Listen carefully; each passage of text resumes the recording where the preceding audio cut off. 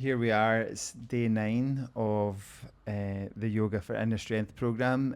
Nick and I have just been saying some of our goodbyes to our fellow students who've been on the program. We'll get together again tomorrow, but some will be leaving early, so we had a little gathering in the restaurant tonight. We did a little dancing. What was the dance you were dancing? We were trying to strip the willow, but people were people were really clueless at learning it. So Israelis doing strip the willow. yeah, the Germans and the Japanese. Yeah, it was interesting. Anyway, so how was your day today, Nicholas? Well, I just made the comment. I thought I didn't have many notes, and I looked and went, "Oh God, I had loads of notes." But I think Mohanji is definitely on the way to, I mentioned this before, like spiraling the learning, connecting it up. There's a few things. I'll just mention one thing to start with. He did keep coming back to brightness in mind, lightness in body, and that personal yoga practice, which we all kind of shared in little bullet point forms, which we won't go into here. That personal practice does need to lead to this lightness and brightness. That's kind of the whole point. But he was also keen, to say that you can retrain your mind with, correct but good positive intentions that you're going to make. You're going to cultivate over time. I think that's a very important point, is that when you become aware of your mind, and that's a very important point, I think everything is actually possible. And I won't mention the meditation at the end, but when you're lost in your thoughts, like you're lost in a river of consciousness or lost in on your thoughts, you're actually not aware you're lost in your thoughts. Yeah, I think the Mohans have used that analogy a lot, that when you're in thinking, and the mind is like a river, they say, and when that river is flowing, sometimes we're in it and the thoughts are like the drops in the river and we're flowing with the river. And when we practice, we can come out of the river and actually observe our thoughts, rather than, I kind of like when I'm leading a meditation, I say, be the observer, not the passenger. Be the observer, not the passenger. We're continually the passenger of our thoughts rather than the observer of thoughts. And actually, when I was teaching somewhere once and sharing that analogy that they shared today, somebody said, "Aye, Mark, it's a bit like a washing machine." And it is, our washing machines, you can see inside it. But you can imagine yourself being inside it, and that's like your mind. You're inside this tumbling thoughts.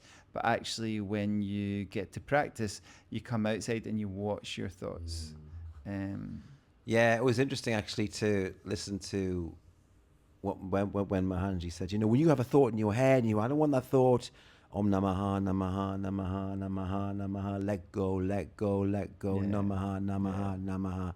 And these mantras can be very short. I mean, the ones in the Gita and maybe in the Upanishads, there's a few, but Om, but Namaha, Namaha, let go. You need something to kind of tune your mind away from a thought that is going to give you a disturbance, a thought that is going to give you a negative feeling, because your mind will latch on to that. And when you become more acutely aware of it over time, you become more acutely aware of the actions that you can do as a person to minimize the effect of that thought, because thoughts create actions, and thoughts in your head are words that can be negative words.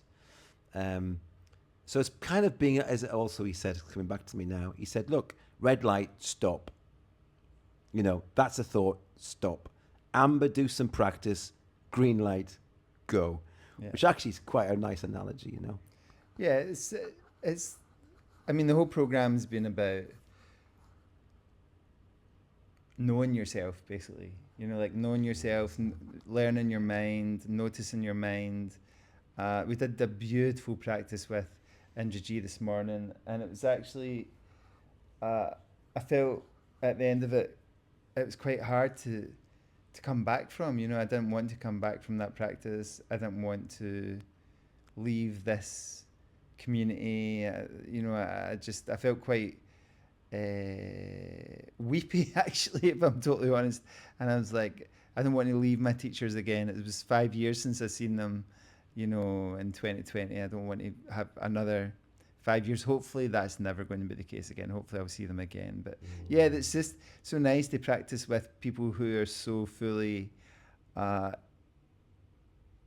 deep in the actual practice. One final thing I guess I'll say is that Mohanji shared about his inspiration, which is Ramana Maharshi, and we're going to go to Ramana Maharshi's ashram on Thursday, which is in Tiruvannamalai.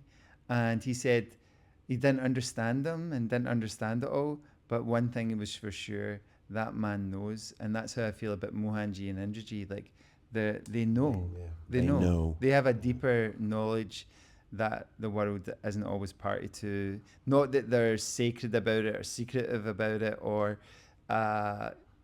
ego-filled about it. They're just like, they just live it. You just see it in them. You see that they have this wisdom and serenity and peace that most people don't have. Yeah, that's true, and a continual practice, because that's I think is a really important thing to share, and everybody can access that kind of peaceful sense of what yoga can bring. One other thing, bed med, tiny little thing, but maybe you could start this as just say, you know what, 3 or 4 minutes before I actually kind of go to bed, let's just tune in a little bit and go to Mark's yoga classes and tune in a little bit and just practice it just for 3 or 4 minutes before you actually go to bed. Anyway, day 10 tomorrow. Final day tomorrow. We'll try and make some kind of conclusion to all this, if there ever is a conclusion to this. But if you've been watching this, then thanks for watching. We're day 9. Yeah, getting more peaceful Take by care, the everybody. day. We're getting really cool now. Take it easy. Bye.